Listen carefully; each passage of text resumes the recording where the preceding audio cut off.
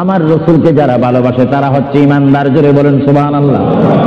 ভাইরা আমার, আমরা যখন বিমারে পড়ি আমরা মধু খাই। জোরে বলেন কি খাই? আপনি কি মধু চিনেন? এই দেশে কি বলে? মাশাআল্লাহ, সবাই সবকিছু জানেন। মধু পিঠা না মিঠা? আওয়াজ বুঝে যায় কিছু কিছু পিঠা। ও গাল ভরা যদি জ্বর থাকে তাহলে পিঠা অনুভব হয়। যদি কেউ মধুকে বলে পিঠা তাহলে মনে করতে হবে তার বডির মধ্যে ডিস্টার্ব আছে, সে নিজে পিঠা। তোমরা দুনিয়ার মধ্যে গিয়েছো, আমি তোমাদেরকে দুনিয়ার মধ্যে পাঠাইবার পরে আমি জানি তোমরা অনেক অন্যায় পথে যাবে, অনেক কাজ করবে, যে কাজগুলোর মধ্যে তোমাদের গুনাহ হয়ে যাবে। এবং তোমরা গুনাহ করবে তাও আমি ভালো মতো জানি, তোমরা পাপ করবে তাও আমি ভালো মতো জানি। বান্দারে, পাপ করার পরে, গুনাহ করার পরে একাই কি মসজিদের মধ্যে তোমরা কেঁদেছো, রব্বানা যালামনা, বলেন রব্বানা যালামনা আনফুসানা ওয়া ইল্লাম তাগফির লানা ওয়া তারহামনা লানাকুনান্না মিনাল খাসিরিন বলে বলে মসজিদে কেঁদেছো, আসরের নামাজ পড়ে কেঁদেছো, যোহরের নামাজ পড়ে কেঁদেছো, মাগরিবের পড়ে কেঁদেছো, এশার নামাজ পড়ে কেঁদেছো। বান্দা, নামাজের মুসল্লা যখন বসে যাও, আমি আল্লাহকে তোমরা বারবার বল, আল্লাহ আমার গুনাহ মাফ করে দাও। তারপরও আমি তোমাদের গুনাহ মাফ করে নেই। তারপরও তোমরা নিশি রাত্রে, মানুষ যখন ঘুমে যায়, তোমার বিবি যখন ঘুম যায়, তোমার ছেলে যখন ঘুম যায়, তুমি নিশি রাত্রে ঠান্ডা পানি দিয়ে ওযু বানিয়ে নামাজের মুসল্লায় বসে তুমি আবার যখন ডাক দাও, রব্বুল আলামিন, পৃথিবীর কোনো মানুষ আমার গুনাহ সম্পর্কে জানে না, তুমি আমার গুনাহ সম্পর্কে জানো। আমি এমন গুনাহ করেছি আমার বিবি জানে না, বিবি গুনাহ করেছে আমি জানি না। আল্লাহ, তুমি সব কিছু জানো। হে আমার প্রভু, তুমি আমাকে মাফ করে দাও। আমার আল্লাহ বলে, তারপরও যদি তোমাদেরকে আমি মাফ না করি, তারপরও বান্দা তোমরা আমার রহমতের দরজা থেকে ফিরে যাইও না।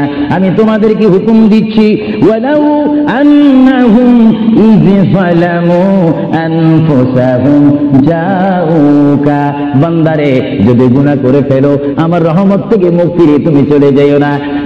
বান্দা, আকাশ পরিমাণ যদি গুনাহ করো, পাতাল পরিমাণ যদি গুনাহ করো, সাগরের পানি পরিমাণ যদি গুনাহ করো, পাহাড় তুলনায় যদি তুমি গুনাহ করো, আমার দরবার থেকে তুমি নিরাশ হইও না। বান্দা, আমি তোমাকে একটি রাস্তা পাঠাই দিচ্ছি, একটি পথ তোমাকে আমি দেখাই দিচ্ছি। সেই পথটি কোন পথ তোমরা জানো?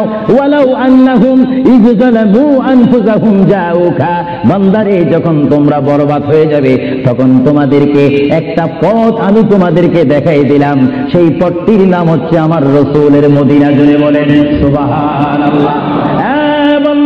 আমার নবীর দরবারে গিয়ে কেঁদে কেঁদে তোমরা বলো, ইয়া রাসূলুল্লাহ, ইয়া হাবিবাল্লাহ, আয়াকা ইয়া রাসূলুল্লাহ।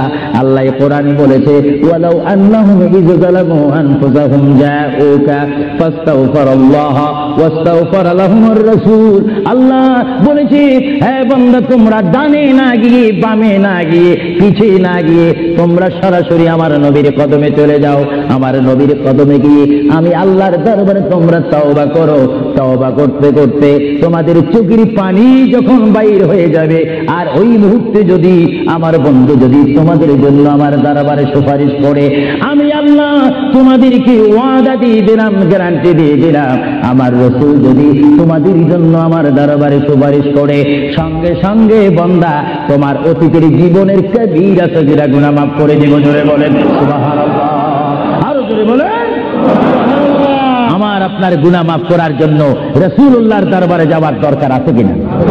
চিৎকার জীবনে আছে কিনা? এটা কোরআনের অপব্যাখ্যা নয়, কোরআন শরীফের আয়াত। ওয়ালাউ আন্নাহুম ইয যালামু আনফুসাহুম জাউকা, যারা তাফসীর পড়েছেন, তাফসীর জালালাইন পড়েছেন, টাইটেল পড়েছেন, বুখারী পড়েছেন, মুসলিম পড়েছেন, ইবনে মাজাহ পড়েছেন, সিয়াসিত্তা পড়েছেন, হাদিস পড়েছেন, ইজমা পড়েছেন, কিয়াস মেনেছেন, উসুল মেনেছেন, বালাগাত মেনেছেন, মুনতিক মেনেছেন, শরীয়ত বুঝেছেন, তরিকত বুঝেছেন, হাকিকত বুঝেছেন, ইলমে লুগুনি পেয়েছেন, ইলমে তাসাউফ মেনেছেন, তারা অবশ্যই স্বীকার করবে মানুষের একমাত্র মুক্তির স্থান, পরিত্রাণের স্থান, আসলের স্থান, নাজাতের স্থান, আল্লাহ পাওয়ার স্থান মুহাম্মদুর রাসূলুল্লাহ কদম মুবারক। চিৎকার দিয়ে বলেন সুবহানাল্লাহ।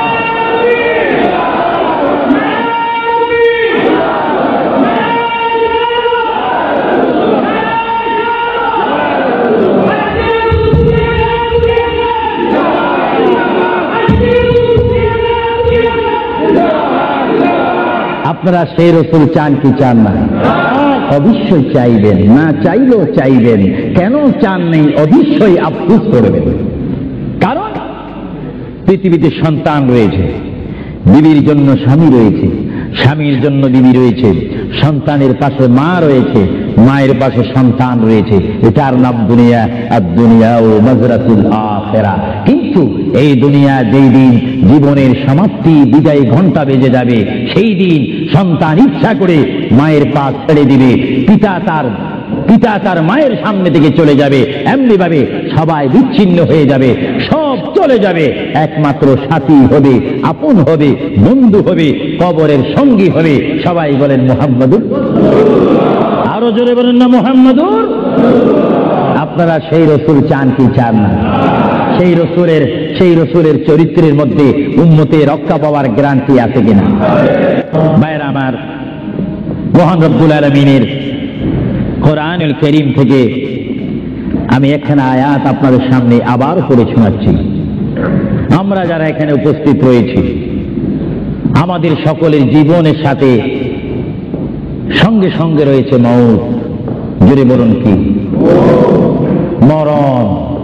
মরণ মানে নড়াচড়া নাই, কথা নাই, শক্তি দেখাইবার ক্ষমতা নাই, চিৎকার দেওয়ার কোনো আওয়াজ নাই। এটার নাম কি? আমার আপনার এই বডি থেকে, দেহ থেকে, শরীর থেকে, জিসিম থেকে প্রাণ পাখি চলে যাবে। রূপ, সেই রূপ যখন আমাদের সামনে থেকে, ভিতর থেকে চলে যাবে, তখনই আমাদেরকে ঘোষণা করা হবে মরহুম। স্পিকার যখন ছিলাম, স্টেজ আসন গ্রহণ করে আন্তর্জাতিক বক্তা আবু সুফিয়ান আল কাদেরী বক্তব্য দিচ্ছে, আর যখনই আমার নিঃশ্বাসটা চলে যাবে, সেই দিন আন্তর্জাতিক শব্দ আর ব্যবহার হবে না। সেই দিন সবাই আমাকে বলবে, ইসলামিক আহলে সুন্নাহ ইসলামিক ফাউন্ডেশনের সকল সদস্যরা, সকল ইমানি ভাইয়েরা, সুন্নি মুসলমান ভাইয়েরা, তাওহীদ ও রিসালাত বিশ্বাসী ভাইয়েরা, সেই দিন আমাকে অবশ্যই ঘোষণা দিবেন মরহুম। জোরে বলেন কি?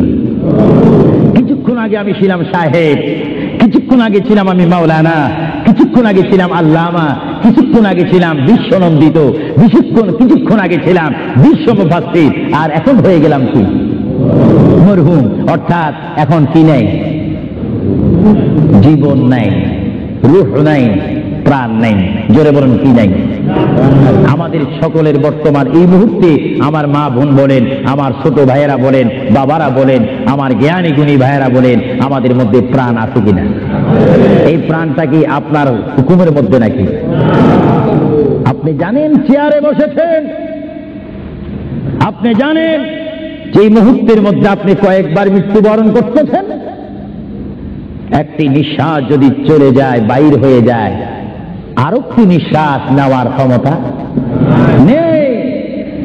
যে তুই নিঃশ্বাস প্রতি মুহূর্তে, প্রতি সেকেন্ডে যিনি আমাদের মধ্যে নিঃশ্বাস দিচ্ছেন এবং বাহির হচ্ছে, আসতেছে এবং যাচ্ছে, এই নিঃশ্বাস হুকুম মানতেছে কার? আরো জোরে বলুন কার? হঠাৎ করে যদি বন্ধ হয়ে যায়, পলিসি শেষ, ব্যবসা শেষ, ঘরের সেই সামানা সৌন্দর্য, সেই চেয়ার পালং, সেই স্বর্ণ হীরা মুক্তা পাউন্ড ডলার রিয়াল সব কি শেষ।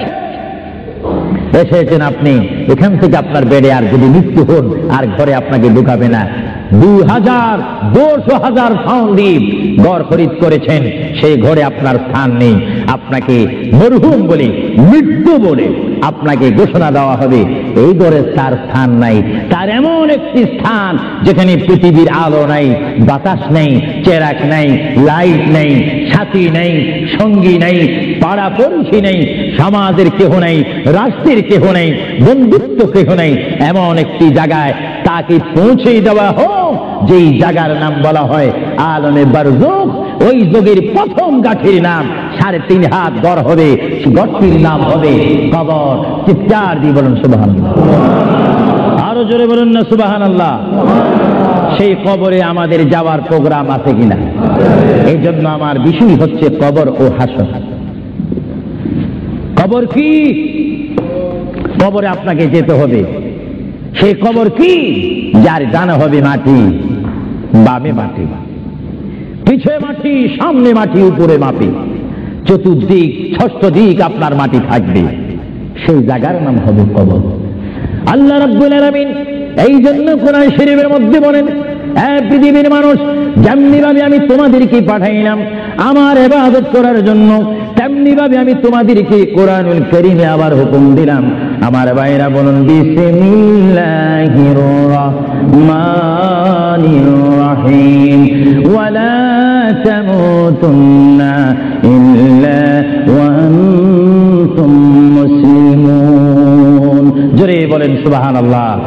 আমার আল্লাহ বলেন, আমার বান্দার মধ্যে নারী হোক আর পুরুষ হোক, পুরুষ হোক আর মহিলা হোক, উভয় জাতিকে আমি বললাম, তোমরা ততক্ষণ পর্যন্ত মৃত্যু বরণ করো না, ততক্ষণ পর্যন্ত তোমরা মরো না, যতক্ষণ পর্যন্ত তোমরা নিজকে নিজে মুসলমান প্রতিষ্ঠিত করতে না পারবে, যতক্ষণ পর্যন্ত তোমরা মুসলমান না হবে, ততক্ষণ পর্যন্ত তোমরা মরো না।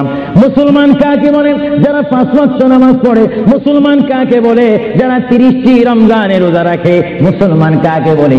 যারা 30টি তারাবির নামাজ আদায় করে। মুসলমান কাকে বলে? যারা সবে কদর মানে, সবে বরাত মানে, সবে মেরাজ মানে। মুসলমান কাকে বলে? যারা মক্কায় গিয়ে হজ করে। মুসলমান কাকে বলে? যারা মদিনাতুল মুনাওয়ারা গিয়ে রাসূলুল্লাহর জিয়ারত করে। মুসলমান কাকে বলে? যারা কোরআন শরীফ তেলাওয়াত করে। মুসলমান কাকে বলে? যারা বড়কে শ্রদ্ধা করে, যারা ছোটকে আদর করে। মুসলমান কাকে বলে? যারা মায়ের খেদমত পালন করে, বাবাকে শ্রদ্ধা করে, মা বাবার হক পালন করে। মুসলমান কাকে বলে? যারা আল্লাহ এবং তার প্রিয় নবীকে মানার মতো মানতে পেরেছে, তাদেরকে মুসলমান বলা হয়। জোরে বলেন সুবহানাল্লাহ। আরো জোরে বলেন। আমরা শুধু নামে মুসলমান থাকতে চাই না কাজে মুসলমান হতে চাই? আমরা কি নাম চাই না কাজ চাই? আরো জোরে বলেন, কি চাই?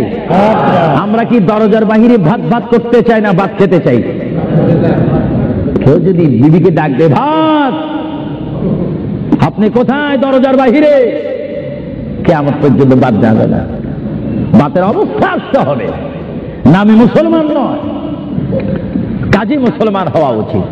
আল্লাহ বলেন, বান্দা শুধু তোমরা মুসলমান না হই তোমরা মরো না, মিথ্যা কথা বলো না, পরের হক নষ্ট করো না, আমার রসুলের শানে তোমরা বেয়াদবি করো না।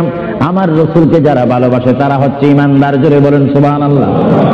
ভাইরা আমার, আমরা যখন বিমারে পড়ি, আমরা মধু খাই। জোরে বলেন, কি খাই? আপনি কি মধু চিনেন? এই দেশে কি বলেন? মাশাআল্লাহ, সবাই সবকিছু জানেন। মধু পিঠা না মিঠা? আওয়াজ বুঝে যায়, কিছু কিছু পিঠা। ও গালবরা যদি জ্বর থাকে তাহলে পিঠা অনুভব হয়। যদি কেউ মধুকে বলে পিঠা, তাহলে মনে করতে হবে তার বডির মধ্যে ডিস্টার্ব আছে, সে নিজে পিঠা। কেউ যদি বলে ইসলাম ভালো না, মনে করতে হবে সে নিজেই ভালো না। ইসলাম পরিপূর্ণ ঠিক,